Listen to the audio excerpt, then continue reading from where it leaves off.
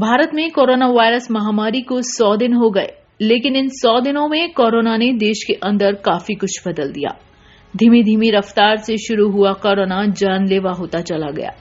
चिंता की बात तो ये है कि देश को अभी इस महामारी का पीक देखना बाकी है, क्योंकि विशेषज्ञ कहते हैं कि इस बीमारी का पीक अभी देश में नहीं आया। महामारी का रूप लॉकडाउन, गिरती इकोनॉमी। लोग कहते हैं इतने बुरे दिनों के बारे में कभी सपने में भी नहीं सोचा था, जो इन 100 दिनों के अंदर देख लिया। कोरोना से घमासान ने 100 दिनों के अंदर हिंदुस्तान को 60,000 तक पहुंचा दिया। 30 जनवरी को देश में पहला केस आया था। केरल के त्रिशूर में चीन के वुहान से मेडिकल छात्र आया तो उसे बुखार और गले में सूजन थी। उसका कोविड-19 टेस्ट हुआ, जो कि पॉजिटिव पाया गया।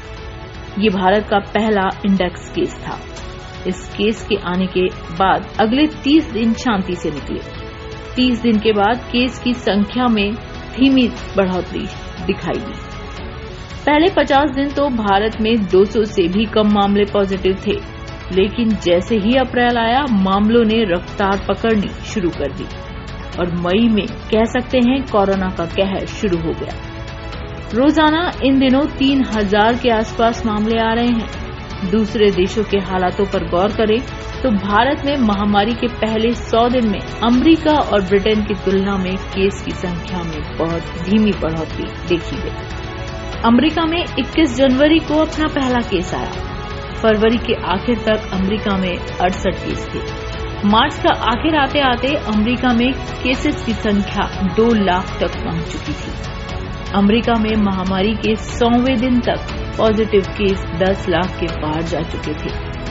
और अब बात ब्रिटेन की, तो यहाँ 31 जनवरी को पहला केस आया, यानी भारत में जो पहला केस आया था उसके एक दिन बाद। फरवरी के आखिर तक ब्रिटेन में 23 केस थे, लेकिन मार्च खत्म होने तक की बढ़कर 25,000 हो गए। 100 दिन पूरे करने तक यहाँ 2 लाख से ज्यादा केस रिपोर्ट हुए, लेकिन मई में अब भारत की हालत खराब हो गई है।